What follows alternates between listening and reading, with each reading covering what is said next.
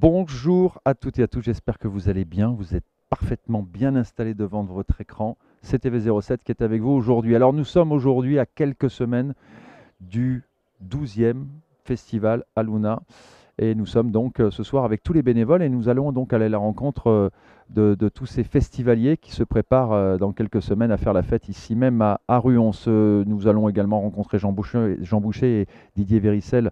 Ils sont les responsables de ce festival très connu. Une 12e édition qui s'annonce, je pense, très très forte. En tout cas, nous allons suivre le reportage et aller tout de suite à la rencontre de toutes celles et ceux qui font ce joli festival ardéchois.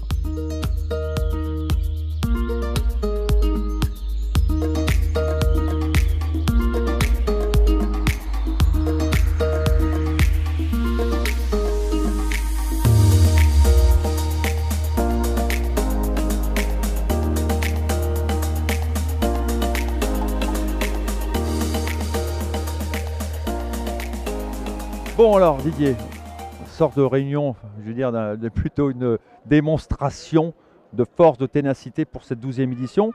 Il y a eu quand même des mots assez difficiles parce que par rapport à cette édition passée où ça n'a pas été le résultat voulu en termes de festivaliers, du nombre de festivaliers, vous avez donc rectifié le tir. Ça veut dire quoi rectifier le tir? Alors, rectifier le tir, ça veut dire on a réadapté la programmation, parce que l'année passée, on a voulu élargir un peu notre programmation sur des groupes urbains comme NTM ou IAM, par exemple, pour citer que. Et c'est vrai qu'on n'a pas eu l'adhésion complète du public drôme-ardéchois, ce que je peux comprendre. Et nous, notre volonté, c'était aussi d'amener un autre style de musique, voilà, parce qu'on était quand même assez axé sur la variété pop-rock. Voilà. Et alors, il n'y a pas eu que ça comme phénomène l'année passée. On a eu aussi toute la problématique avec Bertrand Cantat et aussi malheureusement Charles Aznavour qui pour le coup n'a pas pu venir dû à son accident.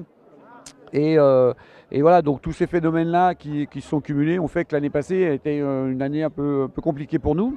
Donc il a fallu rebondir, on a écouté aussi le public, puisque c'est aussi notre rôle. Voilà, les mécènes, les partenaires, parce que je rappelle quand même qu'on est quand même un public privé, on a un festival privé, pardon, et qu'on a besoin des partenaires, des mécènes, et que tout ça doit faire partie du développement des années suivantes. Donc on a rectifié le tir en recentrant notre programmation sur de la variété, du pop rock, voilà, et en allant chercher, et l'avantage aussi d'avoir déplacé un peu ce festival sur fin juin, ça nous a permis d'aller récupérer Ben Harper, par exemple, ou Eagle et Chéri, voilà, qui nous permet aussi de mettre un petit côté international, quoi. Ouais, ça c'était important de décaler par rapport aux grosses stars internationales. Oui, parce qu'on était trop au début juin et on a raté trop d'artistes comme ça qui permettaient d'avoir la cerise sur le gâteau et qui mettaient un petit peu une couleur aussi intéressante pour nous dans la programmation. Donc là, on a rectifié le tir voilà, en décalant ce festival, ce qui nous a permis d'aller chercher de l'artiste à l'international. Et puis voilà, puis on a aujourd'hui des artistes quand même qui étaient déjà venus 2 fois, une fois avec la famille et puis une fois tout seul. Un Obispo qui n'est jamais venu dans ce festival. Boulevard Désert qui revient. Boulevard Désert qui revient, les 3 cafés gourmands, Maître Gims, enfin voilà, donc je pourrais tous les citer, mais voilà, et donc et en faisant ça, voilà, on a retrouvé une belle adhésion du public drôme-ardéchois, une vraie adhésion des partenaires et des mécènes, et ce qui nous permet voilà, de passer le cap et de préparer dans de meilleures conditions 2020. Qu'est-ce qui manque aujourd'hui à un festival dans un lieu comme celui-ci, parce que c'est vrai qu'on sommes assez enclavés, nous sommes en Ardèche méridionale, pour avoir des stars qui refusent de venir depuis combien d'années? Indochine, on en parlait encore avec Jean l'année dernière, même encore cette année on s'est croisés, on en parlait. Voilà, qu'est-ce qui manque? Alors, c'est pas un refus, enfin les artistes ne refusent pas de venir, alors surtout au bout de la 12e édition, où on a plutôt la tendance inverse plutôt, c'est que c'est plutôt les artistes maintenant qui veulent venir. Je vois Patrick Bruel par exemple, qui est venu à la place de Charles Aznavour. Il était un peu craintif parce qu'il venait en dépannage, donc c'est compliqué de venir en dépannage quand t'es pas en tournée. Bon, il est venu, il était mais enchanté du site, et en fait il n'arrête pas de nous dire moi je veux revenir, voilà. Et peut-être qu'il sera là en 2020. Voilà, donc ça nous manque pas. Après, c'est la problématique de routing, de date. Ça, c'est important. Donc là, j'en ai parlé juste avant, c'est que le fait de décaler, on aura peut-être un peu plus de chances d'aller chercher ces artistes. Et puis après, la grosse problématique qu'on a d'année en année, c'est les cachets. Les cachets sont devenus très très importants, qu'aujourd'hui l'économie d'un festival elle est fragile et que nous il faut qu'on fasse attention. Voilà, on a eu par le passé mis quand même beaucoup d'argent pour aller chercher des artistes tels les Insus ou les Vieilles Canailles par exemple, pour parler que d'eux.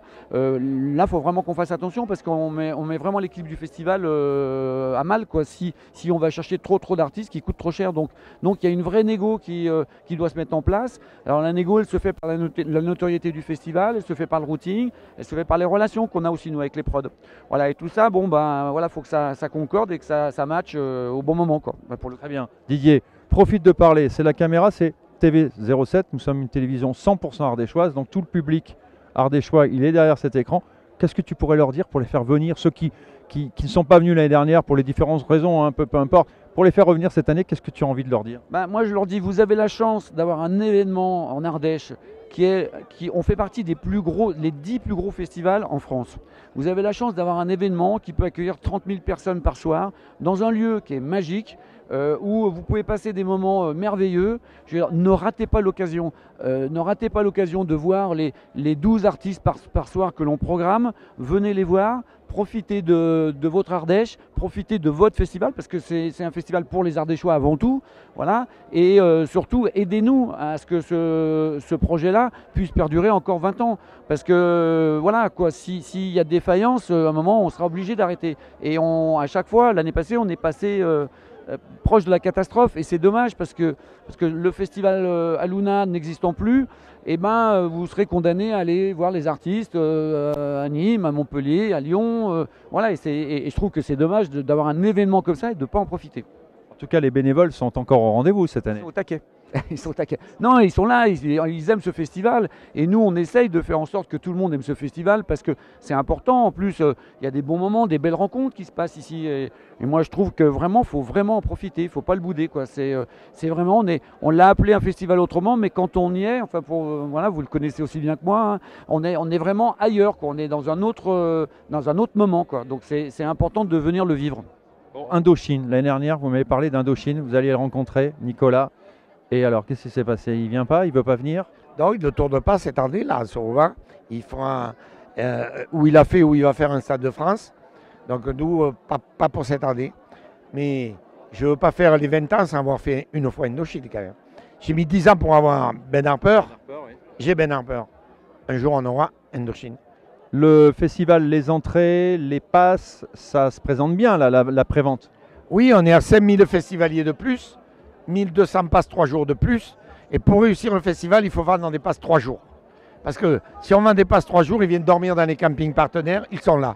Si on rate le jeudi ou si on rate une journée des 3, ils ne prennent pas de passe 3 jours, ils ne vont pas dans les campings, ils rentrent chez eux, ils viennent un soir et ils rentrent. Donc ça ne fait pas la genèse qui est développement économique et touristique de l'Ardèche. Donc là, on est reparti pour un nouveau cycle. On va dire qu'il y a eu une fin de cycle un peu difficile, mais on repart sur un nouveau cycle. Non pas différent, parce que la genèse, comme vous disiez juste avant, est respectée. Mais vous avez compris, vous avez écouté, ça ce qui était aussi peut-être le plus important. Bien sûr, ce qu'il faut surtout, c'est rester humble. Parce que c'est pas parce que je pense qu'on va s'en sortir cette année. Et vous savez, je suis fils de paysan vigneron. Hein. Tant que la récolte, elle n'est pas dans le grenier, elle n'est pas rentrée. On peut avoir un coup de grêle la veille. Donc on ne lâche rien. Non, mais non, surtout pas. Attendez, il y a l'incertitude de beaucoup de choses dans ces 6 derniers mois français. Je n'en dirai pas plus, mais tant que ce festival n'a pas eu lieu, on peut avoir des intempéries, il peut tout se passer. Donc tant qu'on n'a pas fini, qu'on n'est pas le samedi soir à 2 h du matin, que je vous dise ouf, on a gagné, je suis vigilant, c'est normal. Bien sûr. Un petit clin d'œil aux infirmières, vous les avez rencontrées les infirmières? Oui, elles sont jeunes, elles sont dynamiques, elles se battent elles aussi. Hein. C'est ça. Et je suis fier d'avoir pu faire un lien avec les 3 cafés gourmands. Voilà, j'ai voulu leur apporter un peu de bonheur en offrant 50 places. C'est pas grand-chose. Par contre, je n'interviens pas sur le débat de fond. Je ne suis pas entré dans le détail de leurs problèmes. Et j'ai voulu les aider à apporter un peu de bonheur, à passer ce moment difficile pour elles. Elles vont venir à 50 le 28 juin. Elles vont rencontrer les 3 cafés gourmands. Et elles vont dédicacer des blouses. Enfin, les artistes vont leur dédicacer des blouses. Elles étaient heureuses, je vous jure que... mais ça se voit, ça s'est vu. Bon, en tout cas... C'est notre rôle aussi du territoire. d'être à l'écoute et d'apporter un peu du bonheur aux gens. De toute façon, ce festival, il est là pour apporter du plaisir, du bonheur et de l'amour aux festivaliers. Ce festival, c'est quel symbole pour l'Ardèche méridionale? C'est le symbole d'un territoire très dynamique. Je pense que rares sont les festivals où il y a une telle mobilisation humaine. On a beaucoup d'homo bénévolus en Sud-Ardèche, c'est-à-dire des hommes et des femmes de bonne volonté qui se mobilisent autour de cet événement, qui en font une vitrine. Alors c'est bien sûr une vitrine culturelle, c'est une vitrine qui permet à nos jeunes aussi de pouvoir assister à des concerts de très haut niveau en proximité. Et puis c'est une vitrine économique, parce qu'on est sur un territoire très dynamique, un territoire touristique bien évidemment. Et c'est la mise en valeur de tout ce savoir-faire. Et vraiment un grand coup de chapeau à tous les bénévoles qui se mobilisent et tous les partenaires. Alors l'année dernière, ça avait été un peu sujet polémique entre la programmation, le manque de festivaliers.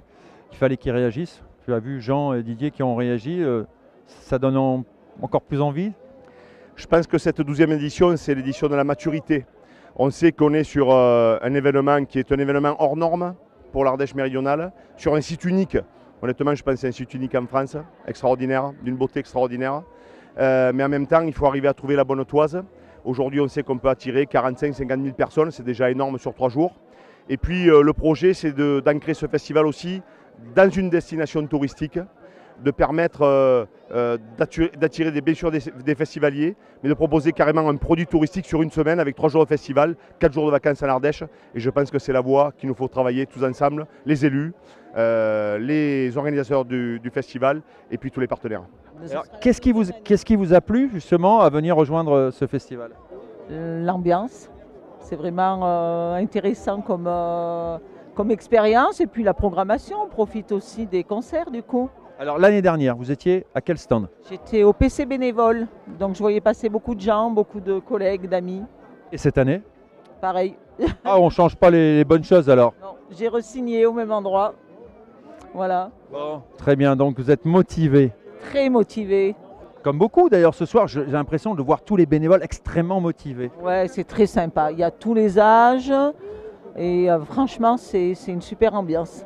On sent les bénévoles très motivés cette année. Mais beaucoup de bénévoles ici reviennent souvent ici, bien sûr. Oui, oui, oui, tout à fait. On revoit toujours les mêmes pratiquement ici. Vous avez fait des rencontres, des rencontres. On fait des merveilleuses rencontres en plus, ouais, c'est ça.